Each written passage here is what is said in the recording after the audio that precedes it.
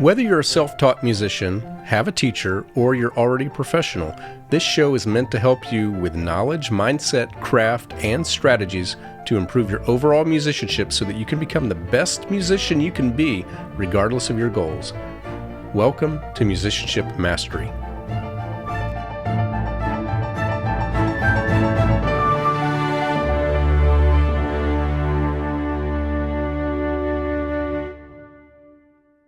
Hello and welcome to episode number 124. My name is David Lane and it is great to be with you once again. Today we are talking about something that I have been really looking forward to sharing. This is actually something I've been wanting to talk about for some time, and I thought it would be great if I didn't do it by myself, but if I had a guest who was at least as passionate about this subject as I am, and preferably even more knowledgeable. And I was very pleased when I went to the MTNA conference back in March to attend a lecture by Dr. Michelle Wachter, where she went over this very thing, and she went over it in such a thorough way that I thought she said everything that I really wanted to say about the subject. Now, the subject that you will probably best know it as is performance anxiety. It has a scarier name called stage fright. Dr. Wachter will offer a different phrase that I think is even more helpful. But until she introduces that phrase, I'll call it performance anxiety because I believe it's what it's most commonly referred to as. And you might be the type of person, type of listener, and thinking, well, I don't really play recitals, I don't play concerts, so I don't really need to worry about that too much. But I would say where I experience it the most, and I talk about this within the conversation, where I experience this the most among my students is just when they simply come to their lessons. And they very often tell me, I usually play better at home. Something about playing in front of someone else makes me feel less comfortable, or I just don't play as well. And that's the thing, performance anxiety comes in a lot of flavors. There's the thought that emotionally, I can't do this. This is too stressful. To simply not playing as well in front of someone else as you do when you're by yourself. It's all a symptom of the same type of thing, and all of it can be overcome with the same principles that we're going to talk about here. So a little bit about Dr. Michelle Wachter. She is currently the executive director of the Flagstaff Symphony Orchestra in Arizona. She's also been an associate teaching professor at Northern Arizona University, where she specialized in piano pedagogy and group piano. She often publishes articles and gives presentations at conferences, such as the one where I met her. And I'm very grateful that she was willing to come on this podcast to talk to me more in depth about one of those presentations. And I'm confident that you're going to enjoy this conversation as much as I enjoyed having it. So here is the chat that I had with Dr. Michelle Wachter.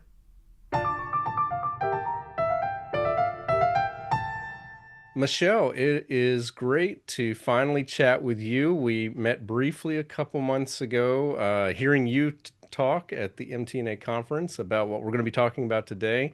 But it's great to finally sit down and chat with you. So thank you so much for joining me today.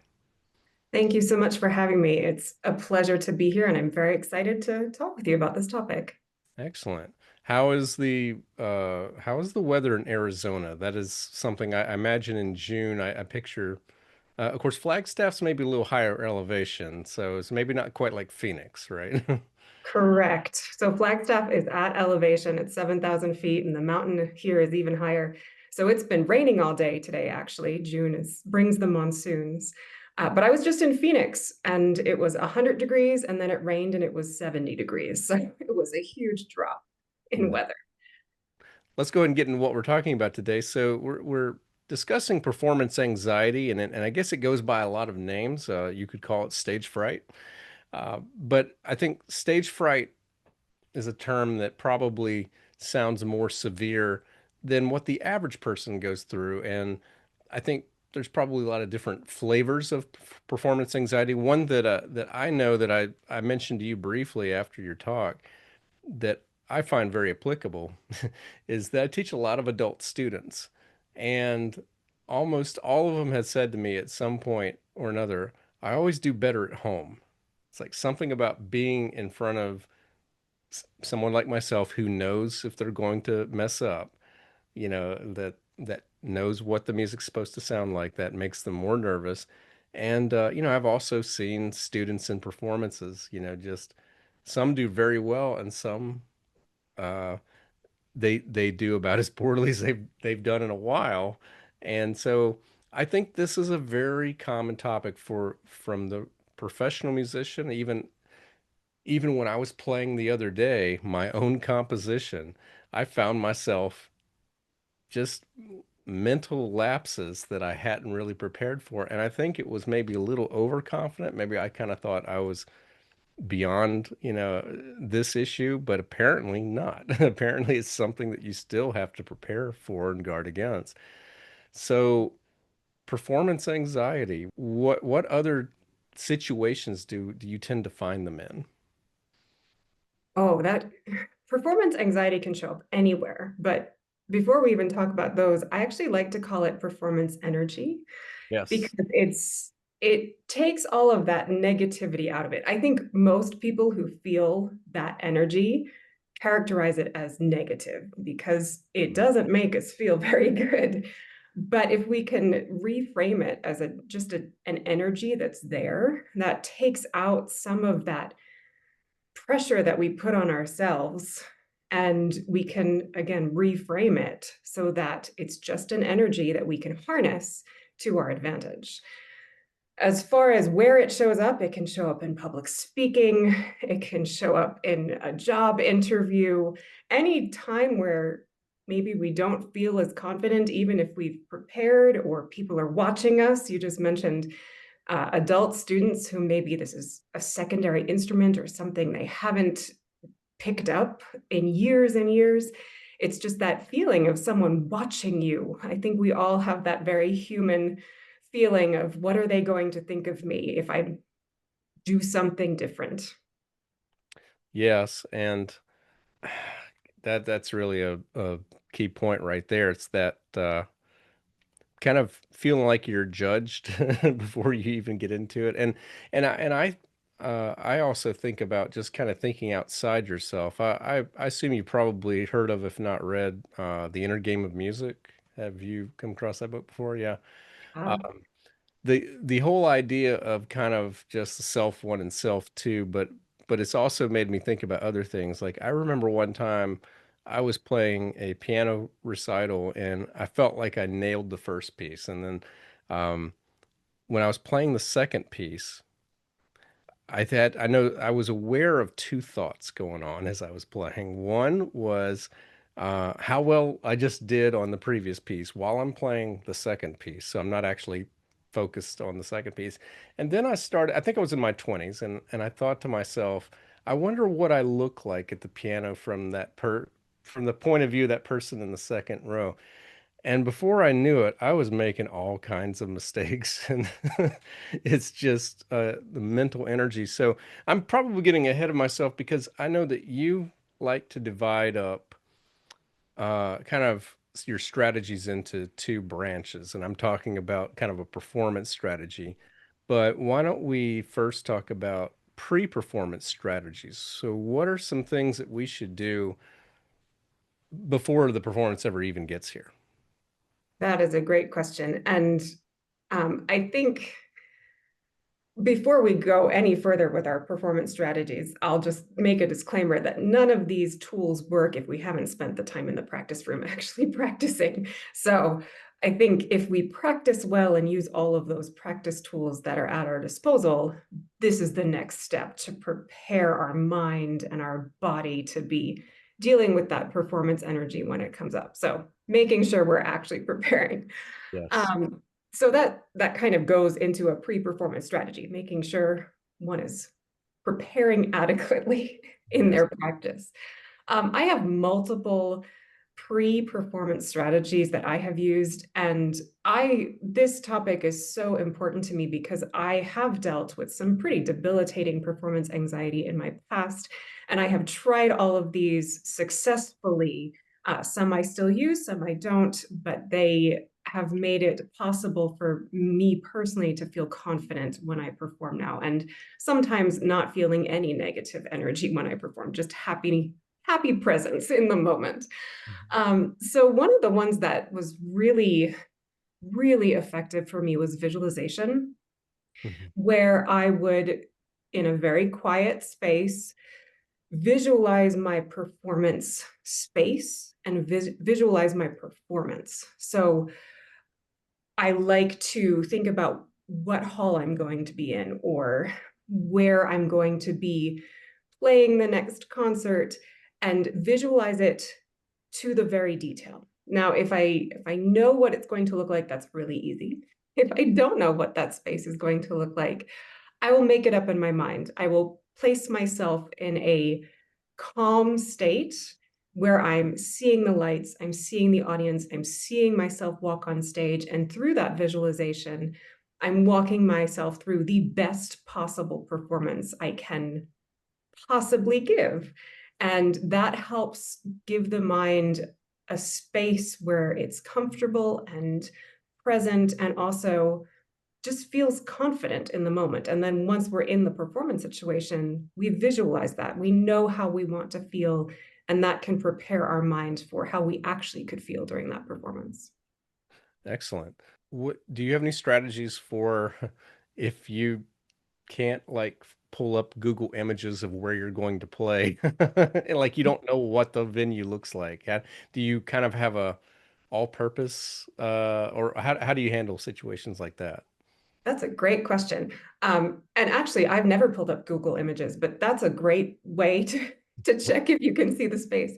I do kind of have an all-purpose image. I've been in so many different spaces now that I know there's going to be lights on the stage. I envision that there will be a working piano and that the audience is obviously going to be to my right. So I just visualize not only just a general space, but sometimes I'll go back to spaces that have been really special to me or I've had a really wonderful performance in, and I'll remember how I feel. So it's just kind of preparing my body, even if I don't exactly know what the space is like, I can return to spaces that felt safe when I was performing.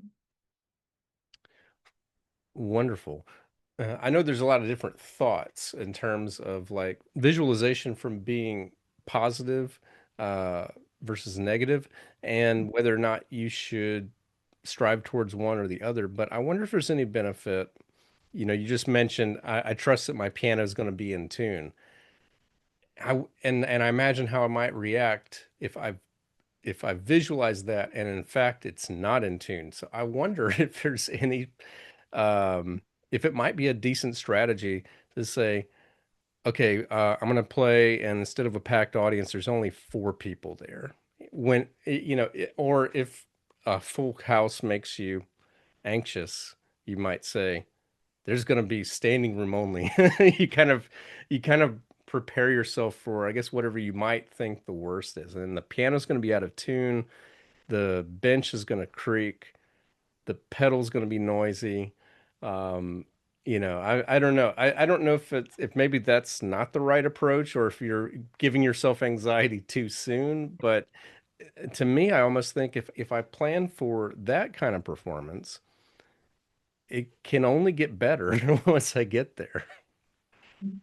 I think that's a great way to frame it because you're right. You could expect 100 people in the audience, and like you said, four show up, and that can cause some anxiety or disappointment, and that can affect how we perform. So I think I like to be as neutral as possible. I mean, we're human, we can't always be neutral, but just thinking what do I feel like if there's standing room only, and what do I feel like if there's four people in the audience? Is it going to affect how I perform? And maybe the best place to be after we've visualized is nothing can touch us. We visualize the creaking bench and the birds in the ceiling and the babies crying and all of that with our other preparation doesn't affect us. So maybe that's our goal. But I think it's a really great strategy to think of both ways, the best way and all those things that could go wrong, because then your mind is prepared for it. Nice. We're still on pre-performance strategies. Talk to us about mental practice.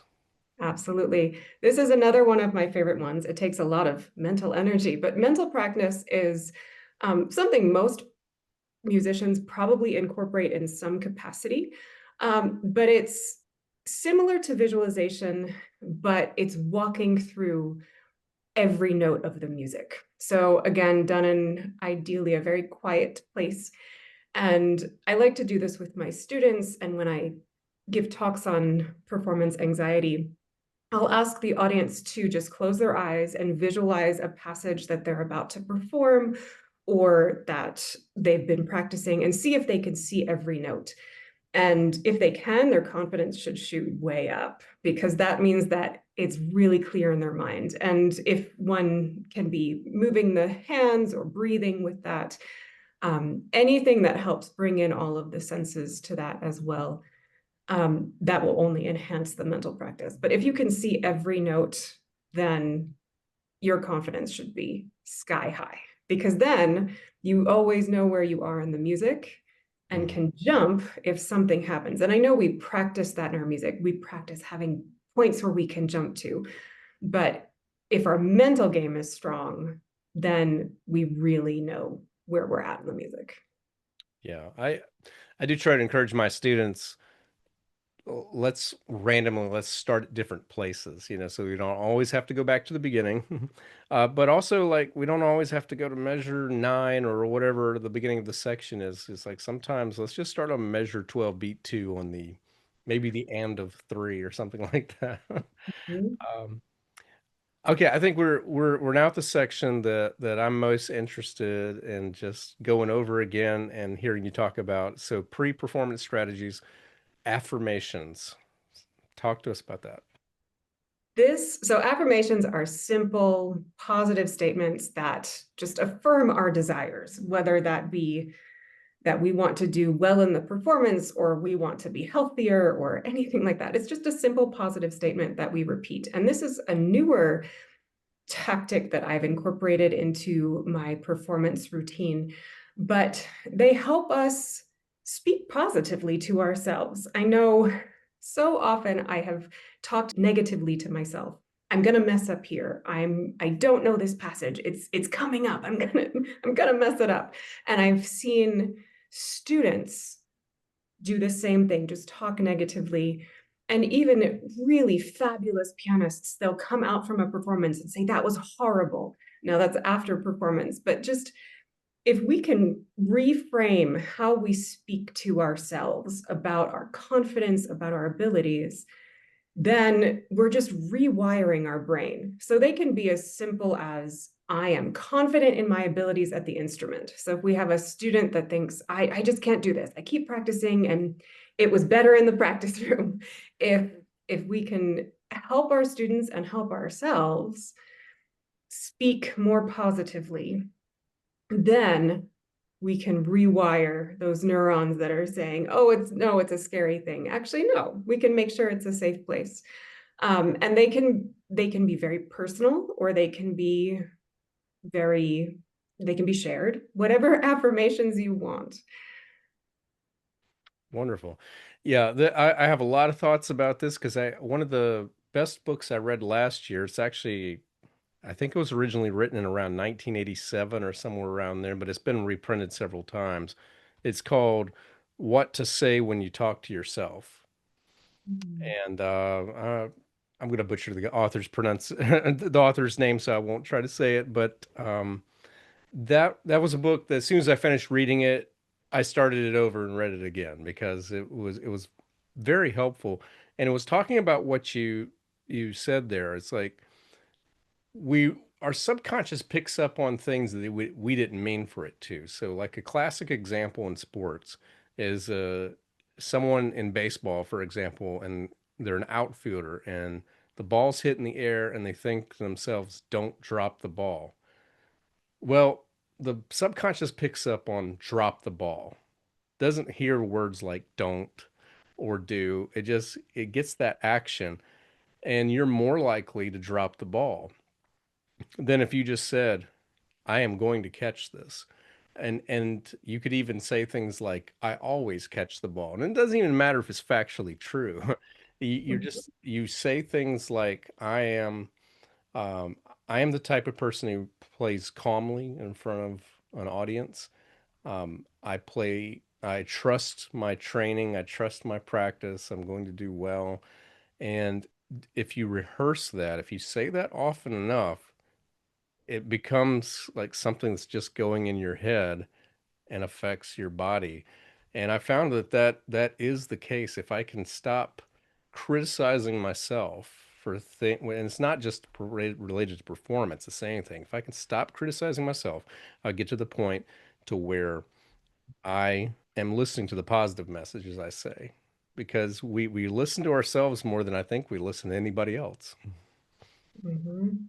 I actually could talk about affirmations all day long Right? because they've been very powerful to me, not only in my performing, but just in my life in general. And I completely agree with what you said. If we can, that subconscious mind is always picking things up. And if we can just feed it the positive things, then I think all of our lives will be much better. And along with that, just helping helping ourselves feel safe because the brain is just always trying to keep us safe. And if if we're speaking to it in those positive ways constantly, then we'll start to feel safe in all those situations we're not necessarily used to feeling safe in.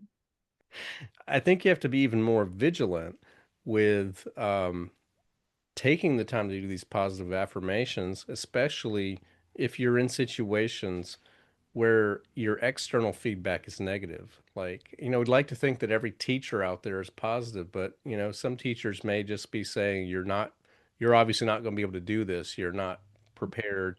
Um, I mean, hopefully not that extreme, but, sometimes teachers don't catch what they're saying. They don't realize how they're affecting the student by what they're saying. I find myself having to watch my own self when if a student, if I perceive they're struggling, of how that I handle that situation. But also, there are just so many examples around us, especially if you're on social media. Um, if you're an artist putting yourself out there on social media, there's no shortage of critics and Mhm. people who are going to talk down to you. So it takes a lot of vigilance to counter that with your own message and just to say it doesn't really matter what other people think.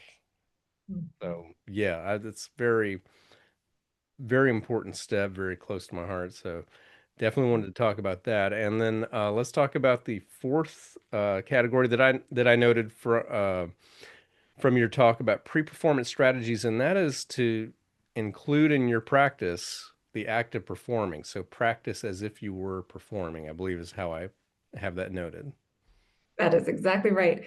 So often when we're in the practice room, we're just practicing, and it's very different than practicing performing. So I think most of us know to, as we're getting closer to a recital or a performance, that we're going to run our pieces through from start to finish, and we won't stop, and we'll make them as beautiful and musical and artistic as possible. But the practicing performing part is also kind of going back to that visualization of visualizing yourself while in the practice room, having an audience listening to you. And how is that feeling? And one really great way to do this is to just put the camera on. Everyone has a cell phone now. Just start recording yourself because that kind of mimics that person or people in the audience who are watching us and giving us that energy. So just being really aware that we can practice in the practice room, but in order to prepare for that performance, we also have to shift our mind to think about, okay, how will this feel playing this performance with an audience in front of me? And that leads me to thinking about some advice that I've heard. I've had it given to me. I've heard it given to others that I don't think is very reliable, and that's trying to reverse what we just said, what you just said, and that is when you're in performance, pretend you're at home practicing. That's very hard to do. You've got the energy of people in the audience, and it's hard to imagine they're not there. I think it's easier to use your imagination when you're by yourself to think that there are people there. So I don't know, maybe other people have had success with that, but I've never had success of like imagining people who are there aren't there. I so I include that when I talk about this topic, is that's a way to do it, is to reverse it.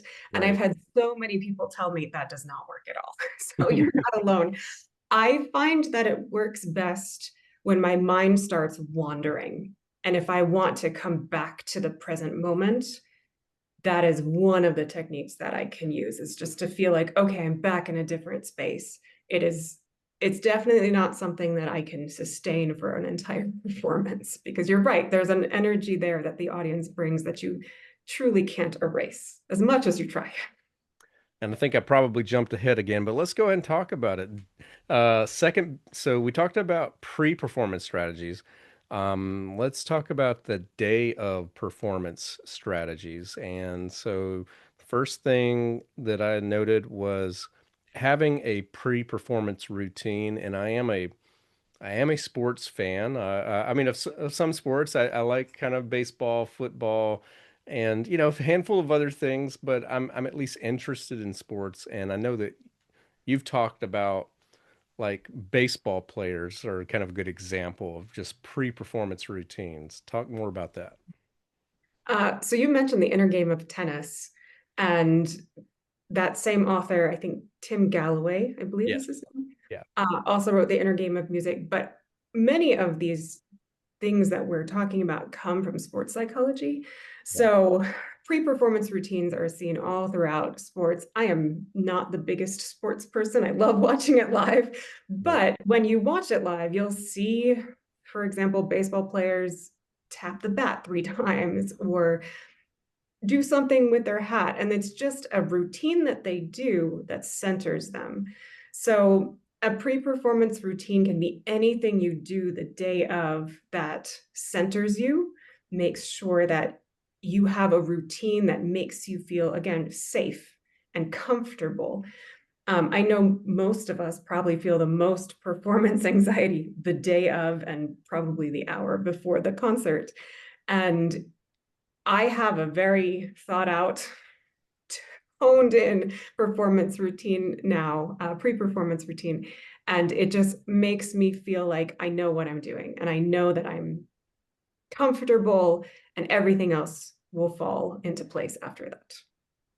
Yeah, yeah. If you watch like some movies about musicians, you'll see those kind of worked in and sometimes almost farcical to an extent. But yeah, I know exactly what you're saying, and you can kind of see that even when you're not backstage, when you see like artists come out on stage. Like I got to see Mark Andre Hamlin.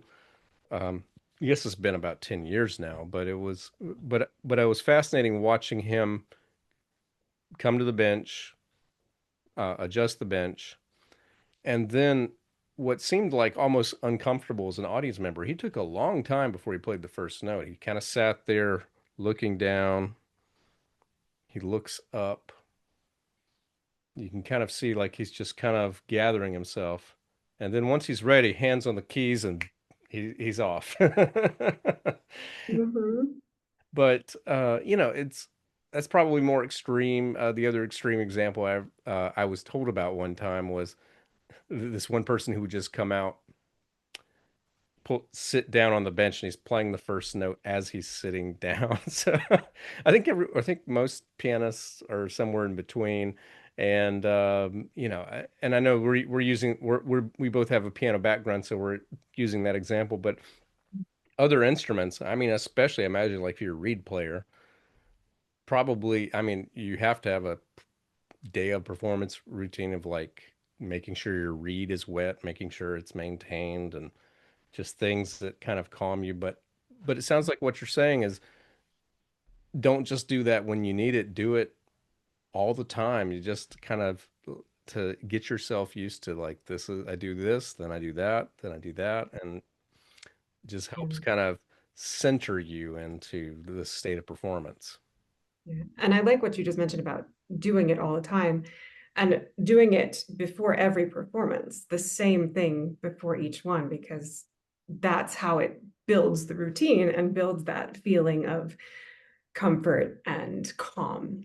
Yeah. And another thing that I've seen with artists is they'll request chocolate backstage before they start, or they'll request bananas or tea. Like they have a very specific thing that they want to eat. I know someone who needs a steak before he goes on stage. So it can be what we eat, the routines that we do with how we speak to ourselves, our movement. It can be so Could be many what we wear. Like maybe you have different like a certain pair of socks, that you wear. or performance shoes that you will always Yeah, absolutely. nice. Um, Talk to us a little bit about movement and breath work. So you mentioned we both have piano backgrounds. I think one of the first things for pianists to forget is to breathe. But if we can actually breathe, that can help calm our nervous system and movement as well.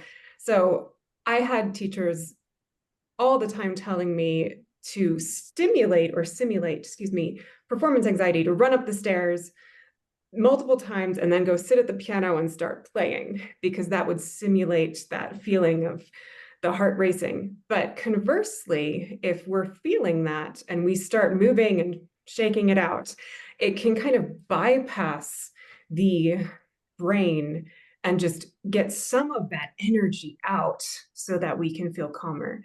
And then with breath work, um, this is in instead of bypassing the brain through movement, we're bypassing it by calming it down.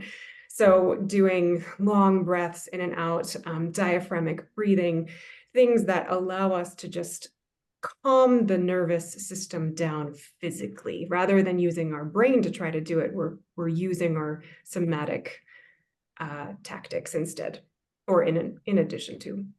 Yeah, I've heard 4-8-4 as a technique a lot of times. So inhale for four. Well, sorry, I guess it's 4-4-8. Otherwise, you're holding your breath for a long time. So inhale for four, hold your breath for four, Mhm. exhale for eight, and then repeat after that. I recently said this with another guest that breathing is important and you if you do an instrument that you don't always think about. One of the things that I sometimes do is I also conduct. I have done a lot of work for musical theater, and one of the shows I had to conduct was The Wizard of Oz, and it's a lot of music. And I noticed at one point that I was just feeling totally exhausted afterwards. And I kind of checked in and just realized I was forgetting to breathe.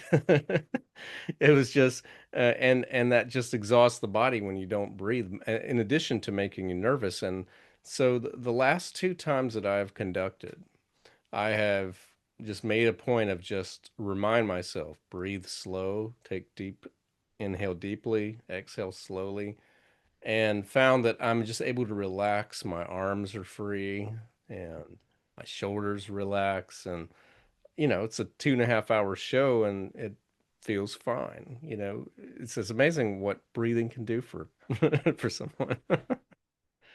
I like how you mentioned checking in with yourself. And I think all of these techniques work best when we practice them over time. And if we're checking in with ourselves throughout the day, long before a performance actually happens, we get to figure out what our body is actually doing normally and maybe what we need to do to prepare it to calm down in those moments when it's giving us a little bit of anxiety. That's true. So the notes I have written down here is direction of attention. And I believe you say we need to focus on the music or the task rather than self or audience. And I already said this already when I started thinking about, I wonder what I look like compared to that, if to that person that's sitting out in the audience. And instead of, and also thinking about how well I just did the piece I just did instead of the piece I'm doing right now.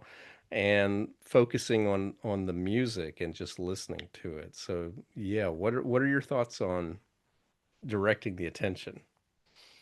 Again, I think this is something that should be practiced in the practice room too.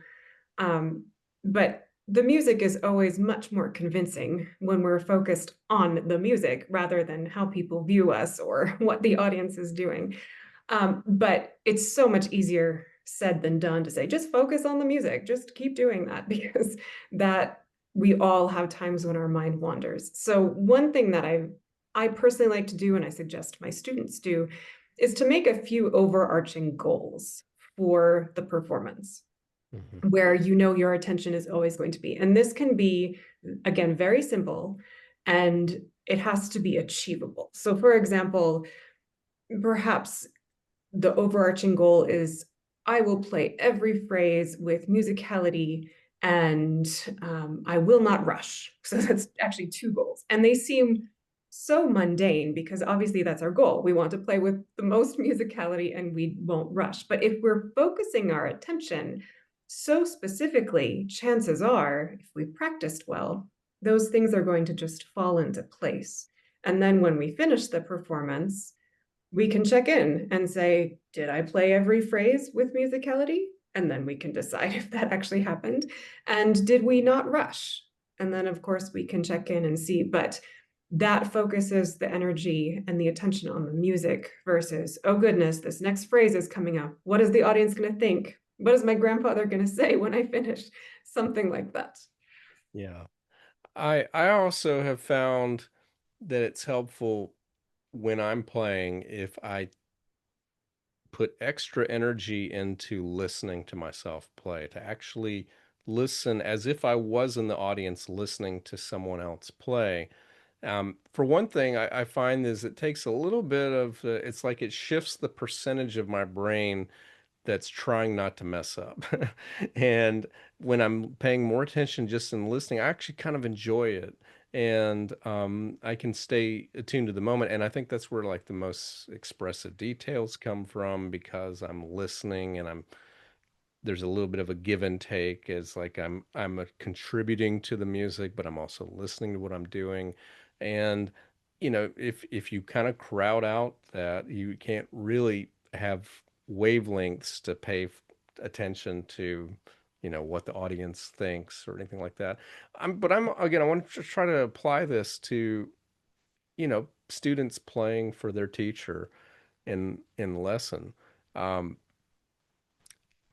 it's hard for them. It's hard for me to tell them this and for them to buy this, but they should not worry about what I'm going to say as they're playing. They should take the time, just play it. And I try to tell them, look, I have to tell you something. It's why you're paying me to come here, because if everything was perfect and I just said perfect job, great job, um, I I don't know that I would be worth what you're paying, for instructions. I'm going to tell you something, but I'm going to tell you in a gentle way, but don't worry about that. Just go ahead and play it. And if you catch yourself, making a mistake, sure, you can tell me before I tell you. It's like, I know what I did in measure 14, that's fine. But I get that. I'm sure that is hard to just tune out that, especially when I mean, I know it's probably even more intense when they're with me, because when you're in an audience, you can at least convince yourself they don't know that, they don't have the score in front of them. They don't know this music. It doesn't matter if I mess up, but they know that the teacher knows. So I don't know. Have you had any like students express themselves to you of just having a hard time playing in their lessons? Certainly. And I think so you brought up so many good points, and I'm actually going to use myself as an example because I mentioned I've dealt with lots of performance anxiety. During my master's and my doctorate, I had the most phenomenal teacher, Joe Rackers. He currently teaches at Eastman, and he had the highest standards for me. So for someone with performance anxiety, that made it really anxiety inducing. However, I always knew that he was never going to get mad at me. He was there to say, just what you said. I'm here to help you. We're going to work through this together. I have tools that I'm going to share with you. And this is how we're going to make these performances better. This is how we're going to work on these pieces. So I think that gets at a student-teacher relationship that's mutually respective.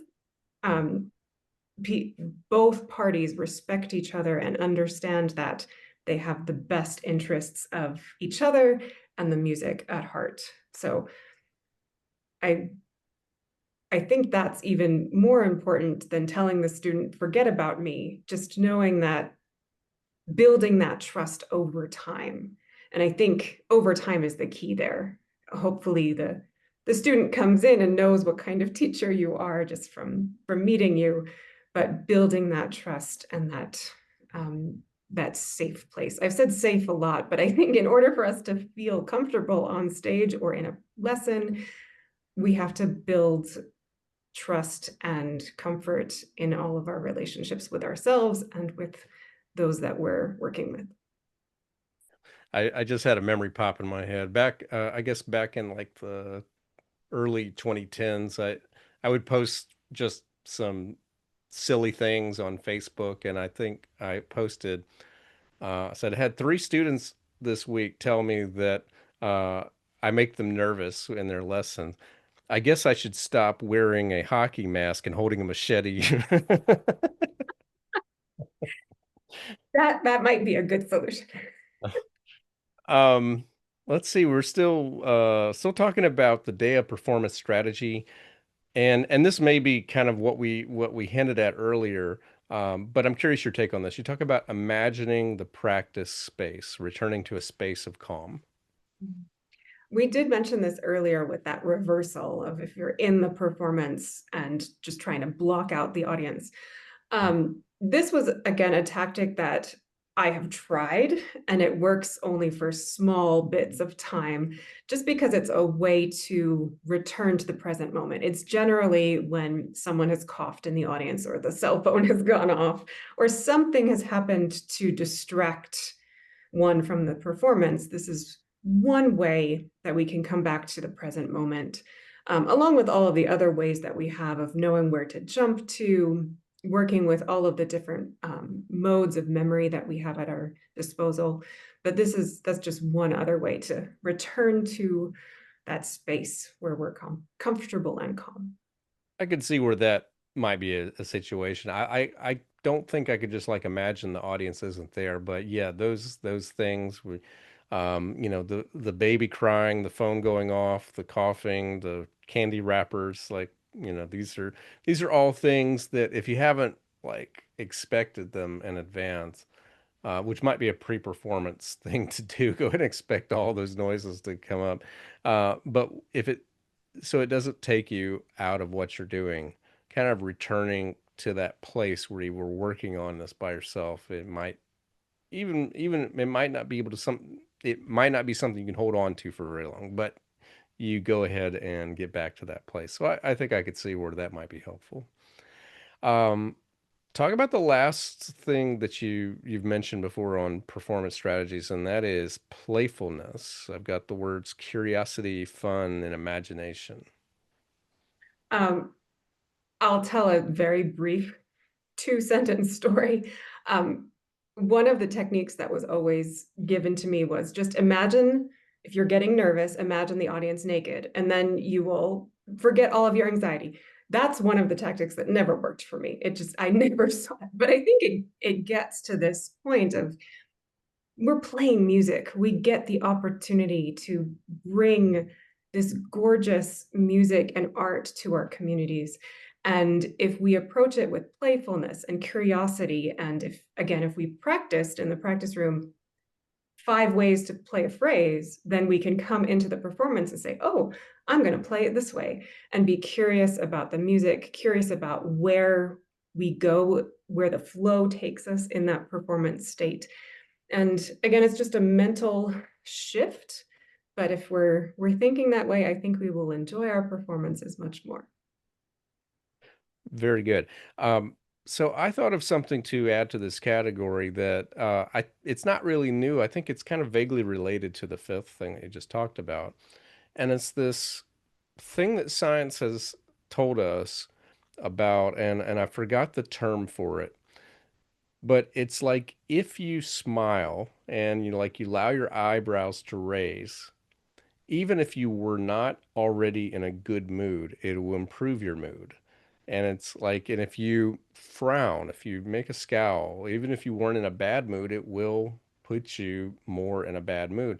And it's something that's very powerful about our facial expressions, that something in our brain grabs that. So if we make a sad expression, we'll feel sad. If we laugh, even when something's not funny, we start to feel the effects of having laughed when something was funny. And so maybe mindful of just kind of, even if it's just a slight smile or just something while you're playing, just something, or whatever. Maybe that doesn't help. Maybe it helps you if you make that serious. I'm focusing, but I'm sure there's that has to do with, like when you watch artists, they have all these various different facial expressions. Is kind of empowering the type of emotion you're going for by doing that facial expression, and also body language is like, if you tense up, you're going to feel tense. And if you allow yourself to relax, let those shoulders hang down, it's going to make you feel more relaxed. So I just wanted to throw that in there and see if you had any thoughts on that. I completely agree. And I had actually never heard that, but I just tried it and I felt happier after smiling. I think that's quite beautiful, and it's amazing how our brains take all of this into account all of the time when we don't even necessarily know it. So my thoughts about that are that's awesome. And if that's something that one wants to work into their performance or their pre-performance routine and it helps, why not use it? I think that's a really wonderful technique to add. Right. Or the last category doesn't have a whole lot of points to it. At least I didn't write that many down, but it's obviously a very important one. It has its own section, and that is after performance strategies. So, what are some things that you recommend that we do maybe the next day or whenever after the performance is done? Well, I'll start by saying I mentioned this earlier. I've heard so many amazing pianists, especially when I was younger and a student, come out of their performance and just immediately say that was horrible when it was really actually a wonderful performance. So my suggestion is we've done our work, our pre-performance routines, we've gotten through. After we finish the performance, take a few hours, maybe 24 hours, before we start working through what went well and what didn't. Just allow yourself to enjoy the fact that you brought music to the stage, and maybe you went back to those goals that you were directing your attention towards and say, okay, I accomplished those goals. They were great. There were really good things. And then after you've had time to settle and get through whatever the brain is thinking about negatively, then you can go through and just be um, very calm and objective with saying, okay, maybe this measure, I something happened and I lost my place. And you know what? That's okay. Why did that happen? I'll fix it the next time. So it's just being objective rather than subjective with ourselves so that we can reinforce all of the work that we did, reinforce that the performance was good. Of course, if the performance really wasn't good, then objectively, again, we can go through and figure out what steps should we have taken, would have been better to help us have a successful performance. I've read a lot of business books, and I've seen multiple books by different authors call this process a postmortem. So, so like after a meeting or after a project or after an event, something like if you planned a conference or whatever, the postmortem aspect of it. And what I've read this encouraged to do is not just say that went well or that went poorly, because sometimes things go well when you got a little lucky, just some things happen. But also sometimes things went poorly that weren't entirely of your making, your control. You did what you could, but just something happened. So it's always good an idea to just realize, okay, what could I, what went well because of something that I did well, and or or what is something that I could do to influence a better outcome next time. So I'm sure there's ways to do that, with your piece, but I think the most important thing you said is don't do that right away. Give Mhm. yourself a little bit of space from that.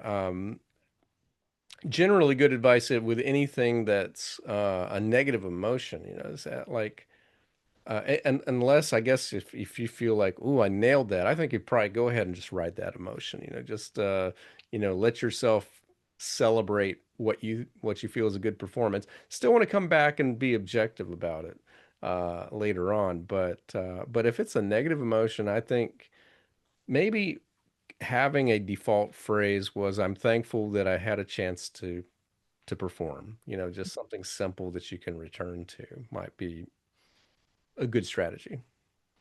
I love that. Um, I've actually never done a default phrase, and I think that would be a great thing to do, or to have students do too.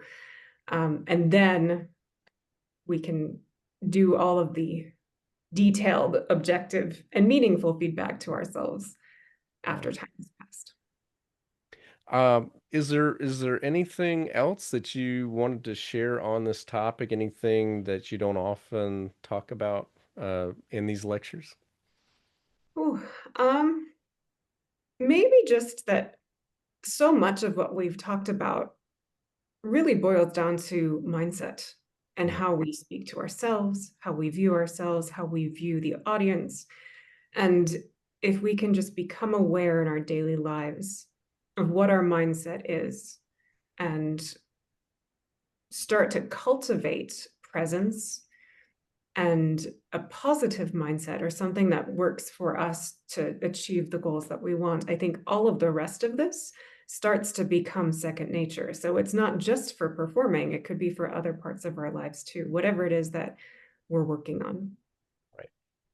I guess for those who are professionals out there, like I guess, or I should say, if you're a category of musician or an artist that audience members have paid to come see you, because that can be. I remember the one time I was in a play, as a pianist. It was Lady Day at Emerson's Bar and Grill. It was about the story of Billie Holiday, and I was all playing Billie Holiday tunes, and it was a kind of a dinner theater setup, and there were certain tables where people had paid $50 a ticket, and at that time, that was the most amount of money anybody had ever paid to come see me play. And I remember as soon as I heard that, I felt anxiety I hadn't been feeling before. It's like, are they going to get $50 worth, for coming to hear me play?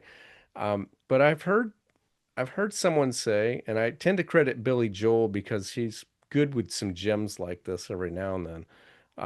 Was just a reminding, when people pay to come hear you play, they're hoping to have a good time. So they're actually your cheerleaders. They're not there to judge you. They're not, paid critics, that are looking for reasons for you not to do well, to have something juicy to write about in their column or whatever. They've paid money, or even if they haven't, they've sacrificed time in the evening, and they're not coming there expecting you to do poorly. They're hoping that you will do well. They'll have a good time, and you'll do a great performance. I love that. I think that is Billy Joel, Yeah. because I have heard that before too. Yeah. Um, and it's interesting because I've had the same experience when I was paid a certain amount of money and it was the most I had been paid. I would thought the same thing. Are they going to get their money's worth? But it also made me in the practice room practice the hardest I ever did so that I was prepared. So it's interesting to be aware of those things that make us feel a certain way, because somebody else might not care how much or how little they're paid. It's a different something that triggers that feeling. Excellent. Well, I have thoroughly enjoyed this conversation. I think it's one that a lot of my listeners are going to enjoy having heard. So this is a part everybody's a little different on this segment. Is there any place, anything you'd like to share where people can follow you or find out more about what you do? That is, I am working on a website, so it will be michellewachter.com. It is not up yet, but you can find it soon. And then I work with the Flagstaff Symphony Orchestra. So if you are in Arizona and want to come hear the symphony, I don't play in the symphony, but I work with the symphony. So feel free to come on up and see the symphony during the year if you're in Arizona. Excellent. All right. Well, thank you so much for chatting with me today. It's been a pleasure. Thank you so much. It was a pleasure too, and have a lovely evening. And that's just about going to wrap up today's episode. Before you leave, if you're watching on YouTube, please subscribe if you haven't already and click the thumbs up on this video. If you're listening on any podcast app, if you haven't left a 5-star rating and review, and if it's been a while, that is much appreciated. But nothing is more appreciated than sharing this episode with somebody who you think would get something out of it. And I bet you know a lot of people. If you know any musicians, then you know someone who could get a benefit out of this episode.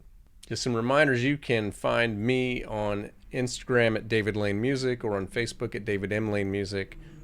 I'm occasionally posting on TikTok at David Lane Music as well. So that's going to wrap up today's episode. And if you have any thoughts you want to share them with me at davidlanemusic.com in text form, or if you want to share with your own voice especially any thoughts you have about performance anxiety or any questions, you can do so by going to speakpipe.com/musician toolkit. Thank you so much for listening, and I will be back with you again next week.